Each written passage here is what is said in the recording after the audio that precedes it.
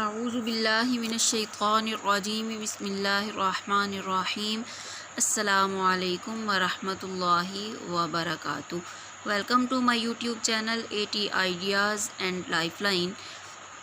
My name is Aisha and I am presenting a very short video about سورۃ المائدہ. اللہ تعالیٰ نے سورۃ المائدہ کو مدینہ طیبہ میں نازل فرمایا.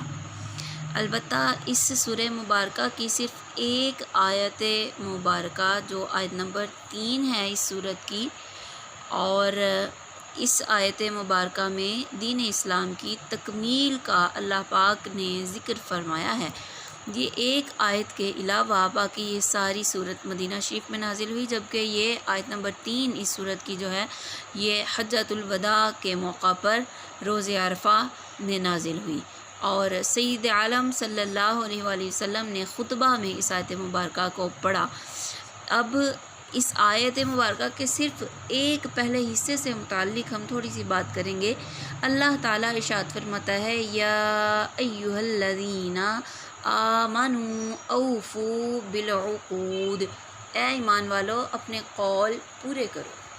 اب لفظ عقود کی وضاحت میں، اس کی تفسیر میں یوں تو متعدد مفسرین کے متعدد اقوال ہیں، لیکن سیدنا حضرت ابن عباس رضی اللہ تعالیٰ عنہما نے فرمایا کہ ان عقود سے مراد دو چیزیں ہیں.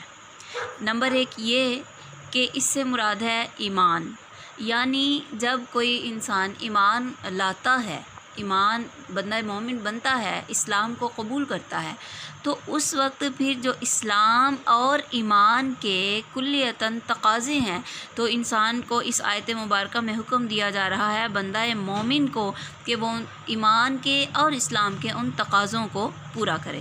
دوسری چیز سیدنا حضرت ابن عباس رضی اللہ تعالیٰ عنہما کے قول کے مطابق یہ ہے کہ آپ کا یہ فرمان ہے. دوسرے نمبر پر لفظ عقود میں ان عقود سے مراد ہیں وہ تمام عہد جو اللہ تعالیٰ نے قرآن کریم میں حلال اور حرام معاملات سے متعلق اپنے بندوں سے لیے ہیں.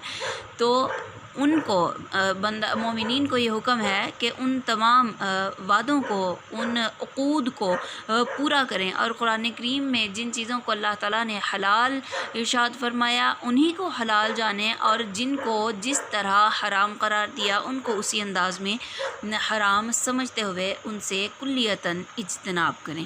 اللہ کریم سے دعا ہے کہ اللہ تعالیٰ ہم سب کو قرآن کریم کو صحیح معنوں میں سمجھ کر اس پر دل و جان سے ہمیں اس پاک کلام پر عمل کرنے کی توفیق عطا فرمائے. السلام علیکم ورحمۃ اللہ وبرکاتہ.